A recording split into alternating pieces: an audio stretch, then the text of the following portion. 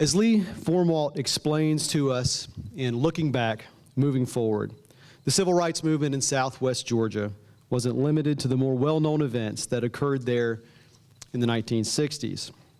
It's rather a movement that began with the arrival of enslaved people in the early 19th century, and it is a history that he brings right up to the present day. And in bestowing this award, the Lillian Smith Book Awards jury is commending Professor Formwalt for doing justice to this long history of struggle through a narrative that is compelling, that is instructive, that is often heartbreaking, for sharing with us an intensely local history with national significance. Having said that, it was Albany's citywide campaign in '61 and '62 when events came to a head in Southwest Georgia, and when the region received widespread public attention. Professor Formwalt is particularly effective in conveying a sense of this period. The mass meetings at Mount Zion and Shiloh churches, the conviction of local leaders, the marches, the boycotts, the freedom rides, the young women locked in the Leesburg stockade, the brutal attack on the pregnant Marion King. He writes of the music of the movement that lent unity and courage in the face of great adversity. And who better to relate these events and many others than the former director of the Albany Civil Rights Institute and longtime professor of history at Albany State University, Lee Formwalt. All the better that the proceeds from the sale of Looking Back, Moving Forward will go to the Albany Civil Rights Institute to help to support that institution in its effort to educate this and future generations on the civil rights struggle in Southwest Georgia.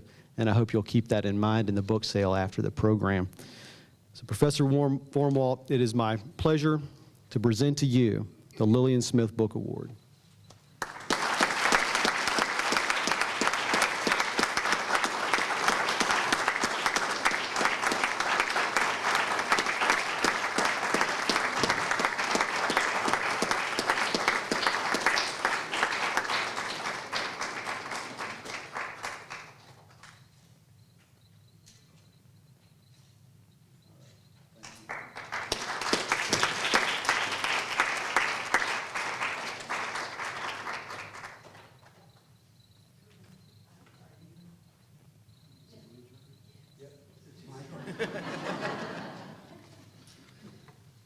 Oh my, I am truly honored and humbled to receive this award today. When I look at the competition this year and at the previous winners, I am in awe that my work on the history of that dark southwest corner of the state of Georgia is recognized and graced with this prize named after the courageous woman whose writing and work challenged segregation in the Jim Crow South. Looking Back, Moving Forward tells the story of the Albany movement and the Southwest Georgia movement. For some people, that means the years 1961 to 62, when Martin Luther King went to Albany and participated in the movement. With his involvement, the Albany movement came to be part of the larger national civil rights movement, which many people consider to have begun either in 1954 with the Brown versus Board of Education Supreme Court decision declaring public school segregation unconstitutional, or in 1955 with the Montgomery bus boycott, when the young minister, Dr. Martin Luther King Jr., emerged as a civil rights leader of national renown. The movement is often considered to have concluded in 1964-65 with the passage of the Civil and Voting Rights Acts, or in 1968 with the assassination of Martin Luther King Jr. in Memphis, Tennessee. Many historians are rethinking the chronological boundaries of the movement, which make it a 1950s and 1960s phenomenon. Instead, they propose what they call the long civil rights movement, which began before 1954 and did not end in 1968, but continues right up to the present. In the long civil rights movement, we look to those earlier and later attempts by African Americans and others to assert their human and civil rights. Some would argue that the civil rights movement began in the 1930s. Others go back to the beginning of the 20th century when the NAACP was founded. Still others go back to emancipation and Reconstruction in the 19th century. And others argue that the movement began with slavery and those enslaved persons who resisted their bondage. In other words, most historians agree that the freedom struggle for civil rights was not limited to 2 decades in the middle of the 20th century, but has a long history that goes back to before our nation's founding and continues right up through today. This book tells the story of the long Southwest Georgia movement, going all the way back to the earliest white and African American settlers in Southwest Georgia. Greed and white privilege on the one hand, and resistance and yearning for freedom and equality on the other, have been continual themes in Southwest Georgia history in the last 2 centuries. Quickly summarized, the story of its early years consists of the white man defeating the red man in the Creek War of 1813-14 and taking his land to grow the white gold of that day, cotton. To clear the land and to plant and cultivate the crop, he brought in the enslaved black man and laid in Southwest Georgia what W.E.B. Du Bois called the cornerstone of the Cotton Kingdom. That kingdom, built on African American slavery, came crashing down with emancipation at the conclusion of the Civil War in 1865. There followed, in the brief hopeful years of Reconstruction in Southwest Georgia, a struggle to make African American freedom real. With the spotty support of the federal government, black men by the hundreds elected African American men to represent them in the state legislature. They built their own churches, schools, and social institutions. Federal support of the experiment in African American freedom did not last long. The bonds of race were strong.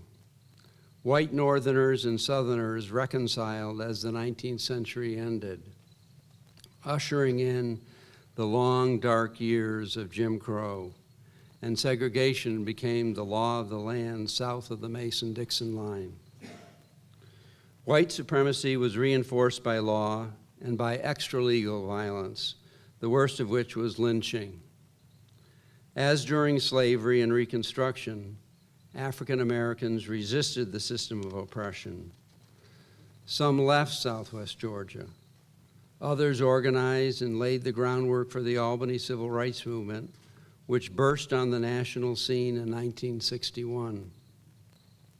The eyes of the nation and the world were on Southwest Georgia and witnessed the largest direct action community protests at that time in American history. Key players in igniting the Albany movement were Charles Sherrod and the Student Nonviolent Coordinating Committee, and high school and Albany State College students. Martin Luther King came in 1961 and left in 1962, but Sherrod and SNCC stayed. Their stories flesh out the narrative of the Southwest Georgia movement in the 1960s. Once again, the federal government allied itself with the African American liberation cause, but it was local people of color who went to court and in county after county in the region brought the white power structure kicking and screaming into the modern world of equal rights and diversity. The struggle for freedom and equality continues in the 21st century as whites continue to avoid true public school integration and wield economic power in their own interest. One thing that continues to inspire contemporary freedom fighters is the story of how their predecessors challenged oppression. This book had its origins in the 1980s and 1990s when I was teaching at Albany State and researching and writing about 19th century Dougherty County. In the 1990s, I got involved in the effort to turn the old and no longer used Mount Zion Baptist Church into a civil rights museum. We restored the front half of the church to the way it was in 1961-62 during the heyday of the Albany movement. In the back half of the church were the museum exhibits. The $1.2 million renovation was completed in 1998, and the museum opened on the 37th anniversary of the founding of the Albany movement in November 1961. Our dream for a new building with separate exhibit space next to the church was realized in 2008 when the $4 million facility was dedicated as the new Albany Civil Rights Institute, or ACRI. In the meantime, I had left Albany in 1999 to become executive director of the Organization of American Historians in Bloomington, Indiana. When I retired from that position in 2009, I got a phone call from ACRI. And before I knew it, I was back in Albany running our beloved new Civil Rights Institute. I wasn't there long when the editor of a slick, glossy, photo-rich community magazine proposed that we put together a souvenir book that ACRI visitors could buy, which would tell the story of the Albany movement. We raised $25,000 to cover the cost of making the book so that all the sales proceeds would benefit ACRI. We had difficulty finding a writer, and the project remained unfinished when I retired and returned to Indiana at the end of 2011. The following summer, I was diagnosed with Parkinson's disease, and I decided that while I was still able, I would just visit those places that I had always wanted to see: Italy, Greece, Machu Picchu, and the Galapagos Islands. I went to Italy in May of 2013, and while I was in Greece 4 months later, I got an email from ACRI Director Frank Wilson asking me about the souvenir book project. When I got home, I explained that he needed to find a writer for the book. Within 10 days, I was signing a contract to write the book over the next 4 months before I headed down to Machu Picchu. Having researched and written so much on 19th century Southwest Georgia history, and having written the ACRI docent's presentation on the movement, I was able to crank out a chapter every week to 9 days. For their feedback, I sent drafts out to former SNCC workers Penny Patch, Pete DeLisavoy, and Jack Chatfield, to former Albany Movement President Dr. William Anderson, to Julian Bond, and to historians Susan O'Donovan, Emily Crosby, Hassan Jeffries, and Jamil Zenelden. Sadly, we lost Jack Chatfield and Julian Bond this year, but both lived long enough to see the book before they passed. Jamil recognized the publication as more than a souvenir book and offered the help of the Georgia Humanities Council in promoting it to a wider audience.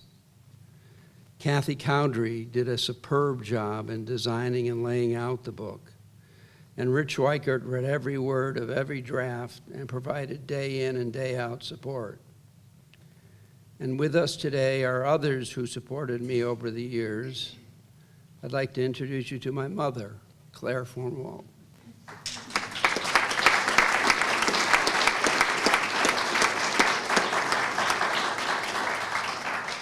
"90 years old.